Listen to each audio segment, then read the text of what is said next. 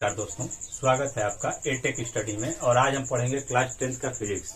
देखिए, एक पार्ट आपको दिया जा चुका है, तो उसके आगे आज मैं पढ़ाऊंगा आपको कि गोली दर्पण क्या है और उससे संबंधित कुछ बातों को ध्यान रखना है आपको।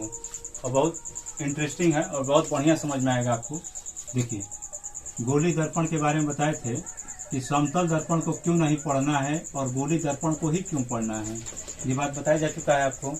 तो गोली दर्पण कितने प्रकार के होंगे? तो गोली दर्पण जो है वो दो प्रकार का होगा। ऐसे गोले को काट दिया जाए बीच से, तो ये बीच में क्या दिखाई दे? गहरा भाग। तो इसको कहना है ऐसे ऐसे, तो इसको बोल देना है अवतल। ये वाला ऊपर देखिए उठा हुआ दिख रहा है आपको, ये वाला ये हिस्सा उठा हुआ दिख रहा है, तो इसको कहना है उत्तल। क्या बोलेंगे? उत्तल। और दर्पण नाम देना है, उत्तल दर्पण और अवतल दर्पण। तो चलिए इस बातों में कुछ समझते हैं, कैसे कुछ परिभाषाओं को। तो गोली दर्पण से संबंधित कुछ परिभाषाओं को हम लोग समझ लेते हैं।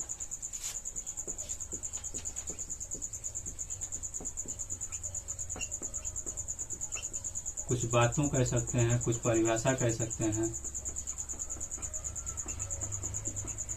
सबसे फर्स्ट नंबर, दर्पण का द्वारक क्या है? दर्पण का द्वारक, ठीक है। कि दर्पण का द्वारक किसे कहेंगे? तो दर्पण इसे आपको दिख रहा है, या तो ये वाला हिस्सा ये ऐसे, या फिर ये वाला हिस्सा ऐसे, ये दिख रहा है ऐसे, ये वाला अवतल वो उत्तल, ये बन जाएगा। तो इसमें जो है परावर्तन की घटना जिस पृष्ठ पर होती है उसी पृष्ठ को, मतलब ये परावर्तन ऐसे कर रहे थे तो इस पे ला रहे थे, तो ये जो पृष्ठ था इसमें गोली में ऐसे होगा पृष्ठ, तो इसी को कहते हैं दर्पण का द्वारक। तो हमें क्या बोलना है? परावर्तन की घटना जिस तल पर होती है, जिस तल पर होती है उसे दर्पण का द्वारक कहते हैं। द्वारक का मतलब क्या समझ? दरवाजा, आने जाने का रास्ता। तो देखिए, इसमें केवल आएगा और दरवाजे से वापस लौट के चला जाएगा। क्यों? क्योंकि दरवाजा इनका बंद कर दिया गया है। पीछे क्या लगाया गया है? पावरे की पॉलिश, और क्या किया गया है? पेंट। तो ये इनका दरवाजा बंद है, दरवाजे को ही द्वारक कहते हैं। तो परावर्तन की घटना जिस पृष्ठ पर होती है या जिस तल पर होती है, पृष्ठ भी बोल सकते हो तल भी, उसे ही क्या कह देंगे? दर्पण का द्वारक। अगली बात को समझिए कि दर्पण का ध्रुव क्या है? दर्पण का ध्रुव, पोल कहते हैं इसको, मिरर पोल।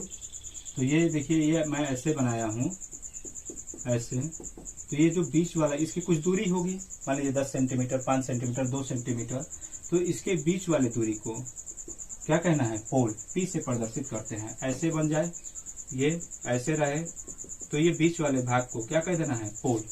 तो हम बोलेंगे यहाँ पे कि द्वारक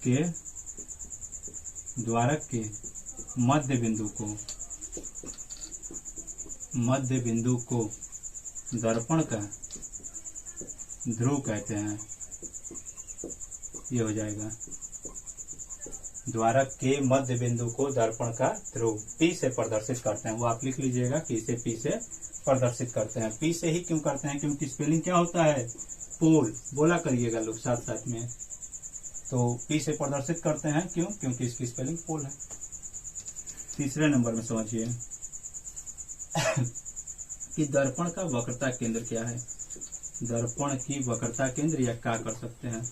वक्रता केंद्र, सेंटर पॉइंट या सेंटर ऑफ सेंट्रिफिकेशन कहते हैं ये। तो ये ऐसे ये बना दिया गया। तो देखिए, ये बनाया जब जा रहा है ऐसे करके, ये हम इसको डैश डैश क्यों कर रहे हैं? क्योंकि ये पेंट किया हुआ है। तो ये इसको गोला कहाँ होगा? इधर होगा, ये वाला। तो गोला जब इधर होगा, तो कोई भी गोला है तो उसका एक सेंटर पॉइंट होगा। तो इसका सेंटर पॉइंट मान लीजिए ये, तो ये हो गया इसका क्या बन गया? वक्रता केंद्र। मान लीजिए हमने ऐसे बना दिया ऐसे, तो इसका बीच वाला हिस्सा इधर होगा ये, तो ये इसका सेंटर हो जाएगा। तो हम क्या बोलेंगे कि दर्पण का वक्रता केंद्र क्या है? दर्पण को जिस गोले से काटकर, मान लीजिए ये बनाया गया है तो किसी गोले से काट कर ही बनाया गया है, तो उस गोले के केंद्र को क्या कह देना है? दर्पण का वक्रता केंद्र। दर्पण को जिस गोले से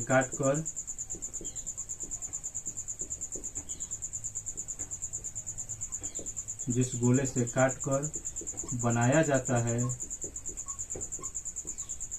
उस गोले के केंद्र को क्या कह देना है, दर्पण का वक्रता केंद्र, दर्पण की वक्रता केंद्र कहते हैं। ये हो गया, जिस गोले से काट कर बनाया जाएगा उस गोले के केंद्र को ही क्या कह देना है, दर्पण का वक्रता केंद्र। आप समझिए, इतना नोट करिए, फिर मिटा के मैं आगे बताऊं। देख लीजिए, इधर ऐसे भी फिगर बना सकते हैं और ऐसे भी। इसके बाद से आता है चौथे नंबर में दर्पण की वक्रता त्रिज्या, ऐसे। और ये जरूरी नहीं कि उत्तल या अवतल, दोनों पर ही अप्लाई होगा, ये दोनों में ही सारी बातें होंगी, सब कुछ दोनों में। तो यहाँ पे जब हमने ऐसे बनाया तो ये पेंट इधर कर दिया, तो गोला इसका कहाँ बना था, इधर बना था। तो जब गोला बना है इधर, तो उसकी एक निश्चित दूरी भी होगी। जैसे सेंटर है सेंटर पॉइंट, तो उसका क्या है, एक निश्चित दूरी से ही तो ऐसे रख के गोला बनाएंगे। तो ये जब गोला बनाएंगे यहाँ से, ये सी है, तो इसके बीच की जो दूरी है उसी को क्या कहना है, इसको वक्रता त्रिज्या।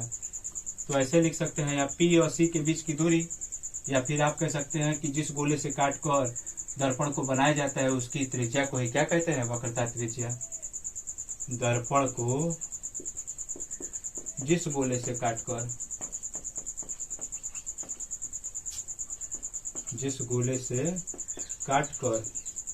बनाया जाता है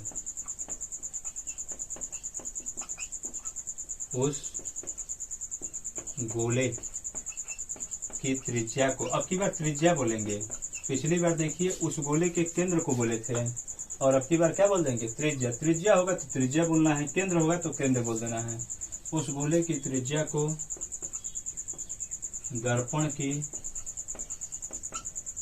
दर्पण का वक्रता केंद्र, या की जो चाहे वो लिखिए, वक्रता त्रिज्या कहते हैं। ये बन जाएगा। किससे प्रदर्शित करते हैं त्रिज्या को, तो आर से। ये लिख लीजिएगा, आर फॉर रेडियस होता है, इसीलिए आर आया। कैपिटल आर लिखेंगे, स्मॉल आर मत लिखिएगा।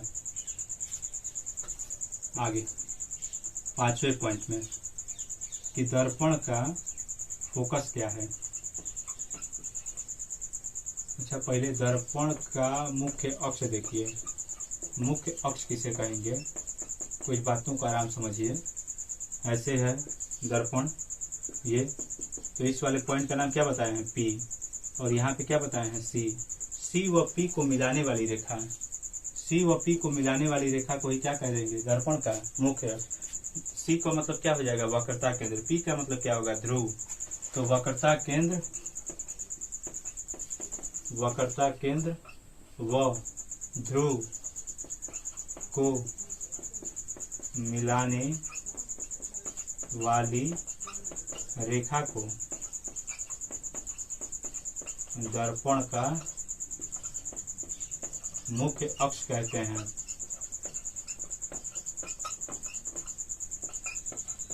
ये हो जाएगा, वक्रता केंद्र और ध्रुव को मिलाने वाली रेखा क्या कहलाएगी, दर्पण का मुख्य अक्ष कहलाएगी। समझ में भी आ रहा होगा आपको, सीधे मिला दिया तो क्या कह देना है, मुख्य अक्ष, प्रिंसिपल एक्सिस कहते हैं।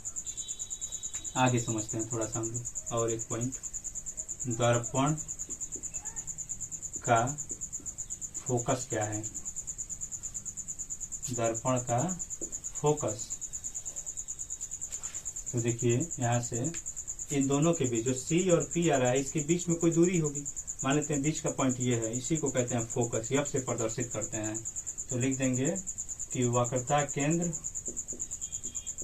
व ध्रुव के मध्य बिंदु को फोकस कहते हैं। ठीक है, क्या कह देना है, वक्रता केंद्र और ध्रुव के मध्य बिंदु को, मतलब बीच में 10 सेंटीमीटर होगा तो 5वें सेंटीमीटर पर एक पॉइंट लगाएंगे, वही उसका क्या होगा, फोकस। और एक लास्ट है दर्पण की फोकस दूरी। तो देखिए फोकस से यहाँ से लेकर यहाँ तक की जो दूरी होगी इसे ही क्या कहना है, फोकस दूरी, मतलब P व F के बीच की दूरी।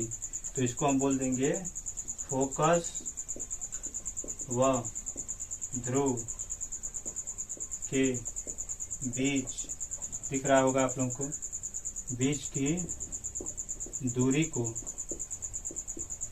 दर्पण की फोकस दूरी कहते हैं। देखिए फोकस व ध्रुव के बीच की दूरी को दर्पण की फोकस दूरी कहते हैं, यहाँ लिख दीजिएगा आप लोग। अब देखिए एक बात समझिए कि यहाँ से यहाँ फोकस ये बीच में है, तो यहाँ से यहाँ भी क्या होगा, F होगा, इधर भी क्या होगा, F। लेते नहीं है भले F, लेकिन उतना ही दूरी है तो ये यहाँ से यहाँ तक F ही होगा। और टोटल को क्या बताया है, R लेना है, त्रिज्या तो इसकी R है, तो R का मान क्या हो गया 2F, R का मान क्या बन गया 2F। देखिए F ये तो 2F और ये टोटल R, तो R बराबर हम बोल देंगे 2F। यहाँ कहीं लिख देते हैं वक्रता की त्रिज्या पे R बराबर 2F। इस बात को ध्यान रखेंगे आप लोग कि जो वक्रता त्रिज्या होती है वो फोकस का दोगुना होता है।